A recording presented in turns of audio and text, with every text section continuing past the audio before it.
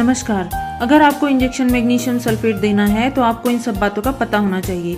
इस वीडियो में हम देखेंगे सीजर से लेकर इंजरी तक मैग्नीशियम सल्फेट का कमाल। मान लीजिए आपके डिपार्टमेंट में कोई प्रेग्नेंट लेडी कन्वल्जन के साथ आई है और उसका बीपी 140/90 से ज़्यादा है और प्रोटीनूरिया की हिस्ट्री भी है, मतलब यूरिन में प्रोटीन प्रेजेंट है। ओवरऑल इन सब बातों से ये पता चलता है कि this is the case of eclampsia. अब एक्लैम्प्शिया के केस में ड्रग ऑफ चॉइस है injection MgSO4 magnesium sulphate. Magnesium sulphate क्यों दिया जाता है? सीजर कंट्रोल करने के लिए, जैसे कि एक्लैम्प्शिया में।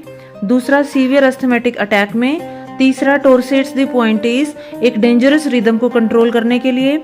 हाइपोमैग्नीशियमिया, जब मैग्नीशियम लेवल बॉडी में कम हो जाता है तो। पांचवा है इंजरी और पेन रिलीफ में। सॉफ्ट टिश्यू इंजरी में पेन और सूजन कम करता है और मसल रिलैक्सेंट का काम करता है, क्रैम्प्स रिड्यूस करता है। अब क्या ध्यान रखना है?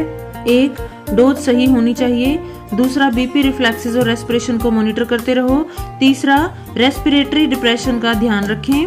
चौथा, स्पेशल एक्लैम्प्शिया के केस में 3 चीजों का ध्यान रखना है: patellar reflex, respiratory rate, urine output. अगर मैग्नीशियम सल्फेट देने के बाद ये तीनों चीजें डिक्रीज हो रही हैं तो ये इंडिकेट करता है magnesium sulphate toxicity.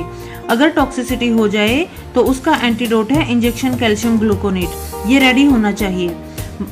Magnesium sulphate एक पावरफुल इंजेक्शन है, सीजर कंट्रोल करता है, पेन रिलीफ करता है और मसल रिलैक्सेंट है, लेकिन हमेशा मॉनिटरिंग जरूरी है।